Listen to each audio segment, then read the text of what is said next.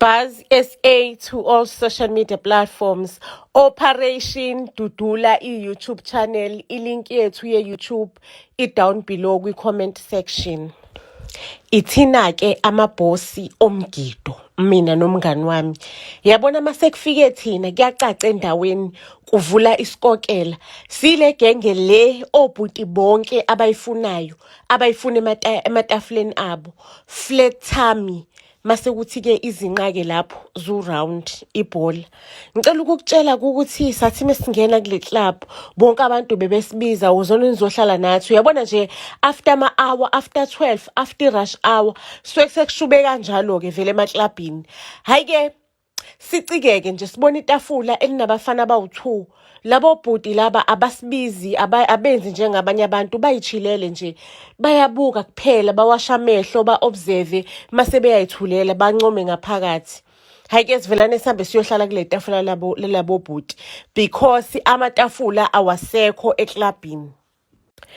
Mangabe sihleli ke lana omunye ubhuti interested yabona kumina siyaxoxa vele ngiyambona ugqoke kahle usmart but ay man look wise akasiyo lo mhlobo lo shone nguthandayo but usmart umzimba wakhe muhle well built unene tattoo ushange tattoo but nje ebusweni ay cha angimthandi.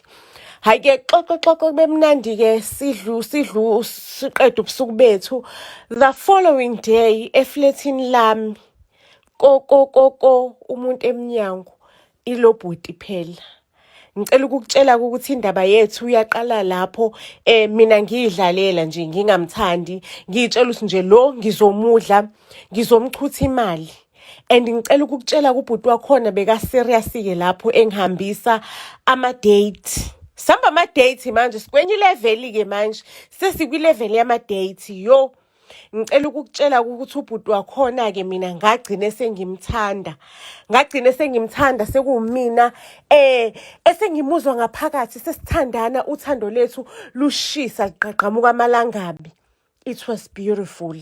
Hayi ke umuntu wabantu walobola samuva in together sahamba sayobhala saze saba nabantwana abawu2. Shukuthi mina vele sengumama wasendlini phela. Angeke phela ukuthi unabantwana ababili uzoqhubeka uhambe uyogroova nendoda yakho. Nje sengumama wasendlini sengumfazi ushadile. Hayi ngelinye ilanga ku baby angitshele athi baby uyamkhumbula lo mngani wami lo engangihleli naye the day sihlangana mina nawe kade deploywe somewhere else since thina samasosha. Usebuyile ke manje. So baby sithando sambandla ngizocela ukuthi nje ngiyoba nobusuku obumnandi naye sikhumbule sikhumbuzane ngale ikhathi zakudala siphuma singena emaklabhini baby. I just wanna have fun. Hayibo ngimvumele nami umuntu wami ngifuna indoda yami ijabule phela. Nami iyangijabulisa indoda yami ubaba oqotho ubaba nje siphila kamnandi even though phela siqashile because ubaby ulo muntu othanda ikoloto man. Like when it comes to money ubeka ngekho kahle before sihlangane nje ubekaze abe blacklisted. Cabanga umuntu ohola kahle kanje akanawo umuzi wakhe akanayo imoto kweyakhe siyarenta nje impilo yethu siphila kanjalo kodwa I am saving. Ngiyasave yonke imali anginikeza yona mina ngiyayisave ukuthi ngifuna ukuthi sithenga imoto siyakhuluma vele siyaxoxa imali leso siyayibudgetela ukuthi we are saving for ukuthi sithole istand sithole imoto nje imali sesiyisave seville ikwi account yami le mali le esaviwe because wathi yena akafuna ukuthi ibe kwi account yakhe because what if iqhamuka into emergency end up esayithinta imali uyazazi ukuthi akekho good ngemali. Okay, ubaby ke sivumelana ukuthi uzohamba ayodla ilife kuyona yonke lo weekend. Shukuthi ubaby mangabe fika lapha ngaphandle emaklabini eyohlangana nomngani wakhe wakudala phela uThapelo. Kanti uThapelo umphathele uYoli. A Xhosa lady, a beautiful lady uYoli. Uyabona labo girl laba basulekile abanomzimba omuhle mase banama hips nezinqa. Yewena isibunu esihamba lapha yakhe uYoli muhle ushaya ngeshort hair eblonde mangabe hleka muhle uYoli like uYoli is beautiful. Hayi ke shukuthi ke uThapelo athi mnganami phela ngiyazi ukuthi wena usuyindawo indoda eshadile nangumuntu ngena emntwini. Hey ubaby sho ukuthi umuntu wami avelana dideke-ke naye laphayana angene emntwini. Caca ukuthi uyoli ile ntombazane le phathana kahle. Yabona le ntombazane le khuluma kamnandi ekutshela lento lo ifuna ukuyitshena. Le ntombazane nomoya omuhle, umoya ophansi ezikubize ngokuthi baba. Hayibo wadideka ubaby, wahlanya ubaby. Hayi-ke mina isitori lesiphuma khona ukuthi ziyakhala. Ngisizwa phela isitori sengithola i-phone call from esikoleni sengane yami le ndala. Bathi ingane sizocela ukuthi sijikise ingabe isaza esikoleni because ayikhokhile school fees. Yo bangidina labantu mani bebengitshena lonto. Ngithi umthetho wenu ninobandlululo. Niyayazi ukuthi eyami indoda i-school fees isikhokha nge-debit order. Eyami indoda ayizange yangakhokha i-school fees sengane because imali iyayibanjelwa yona ebhenki. Le yami indoda isebenzela uhulumeni.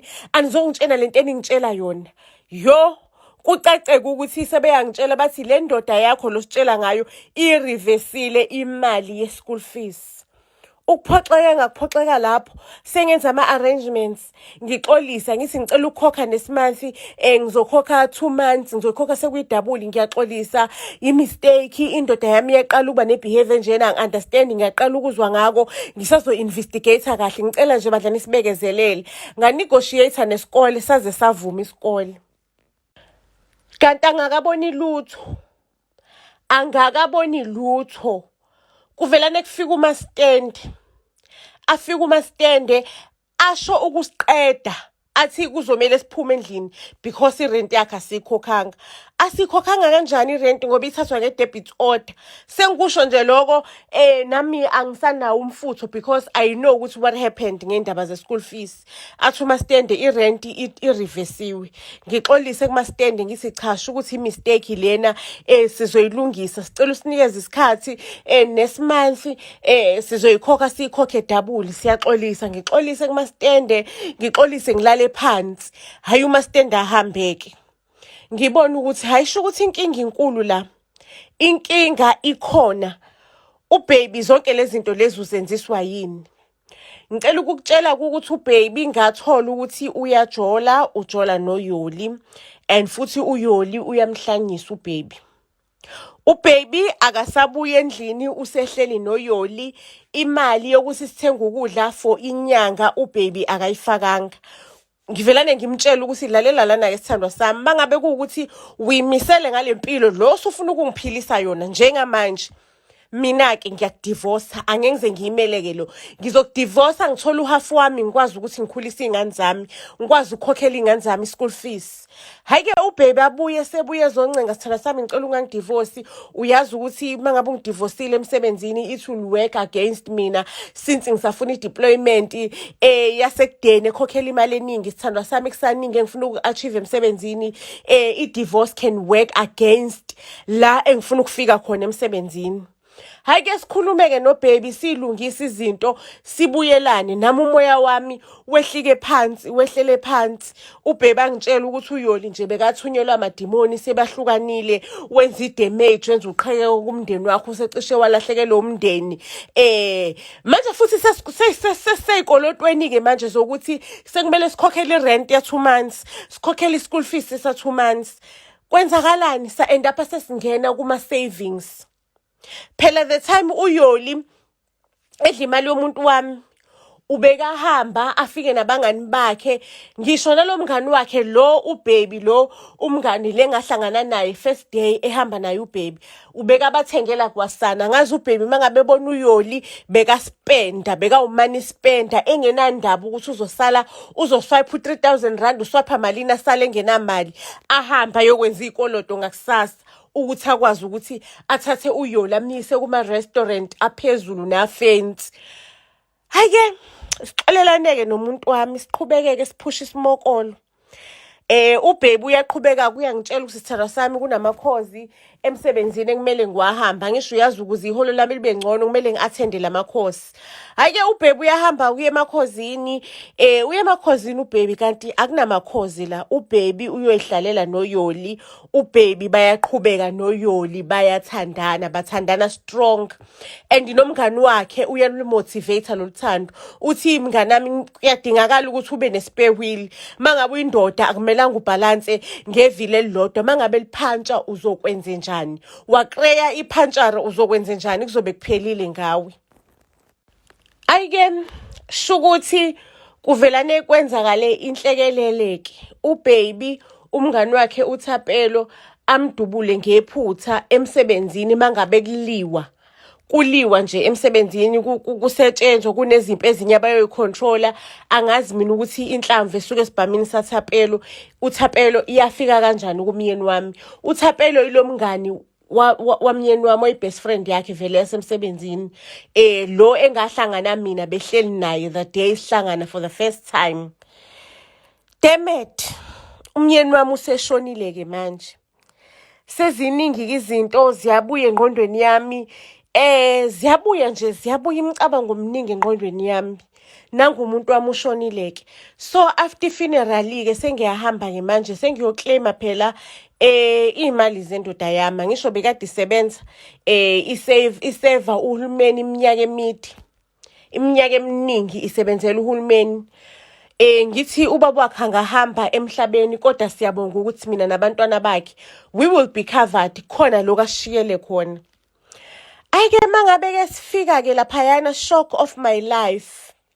Intombazane ingcofoza amakhompyutha. Masiyabuya intombazane iyangitshela ukuthi umyeni wakho bekanomuntu odiphende kwisalary yakhe.